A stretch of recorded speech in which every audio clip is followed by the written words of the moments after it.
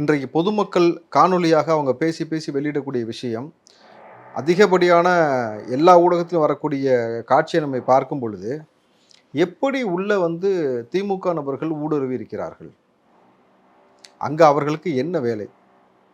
ரெண்டாவது, செந்தில் பாலாஜியோடு நெருக்கமாக நின்று புகைப்படம் எடுத்த நபர்கள் தான் ஊடகத்தில் மைக்க பிடிச்சி பேசியிருக்கிறான் விஜய்க்கு எதிராக. யாருமே இவரை தலைவராக நினைக்காத, யாருமே இனிமேட்டு இந்த கூட்டத்துக்குலாம் வராதீங்க அப்படின்னு பேசின விஷயம். மூணாவது, சமூக இளைஞர்கள் ஃபோட்டோ கூட வந்துச்சு, சோஷியல் மீடியாவில் வந்துருக்கு. அதான் அது எல்லா ஃபோட்டோவும் வருது. மூணாவது, விஜய் பங்குபடக்கூடிய நிகழ்ச்சியில் கத்தியை வைத்து எல்லாத்தையும் கிழிச்சிருக்கிறாங்கன்றத அங்கே உள்ள பொதுமக்களே பாதிக்கப்பட்ட அம்மா சொல்கிறாங்க, பேட்டி கொடுத்துருக்காங்க, பல நபர்கள் சொல்கிறாங்க. ஸோ அவர்களும் சொல்கிறாங்க கத்தியை வைத்து கிழிக்க வேண்டிய அவசியம் என்ன ஏற்பட்டு இருக்கிறது. மூணாவது. நாலாவது, கரண்ட்டு கட் பண்ண ஒரு விவகாரம். அதை கட் பண்ணாங்களா, கட் ஆச்சா, சப்ஜெக்ட் டு வெரிஃபை, புரியுதுங்களா? ஆனால் எப்போ கட் ஆச்சுன்றதான மேட்ரு.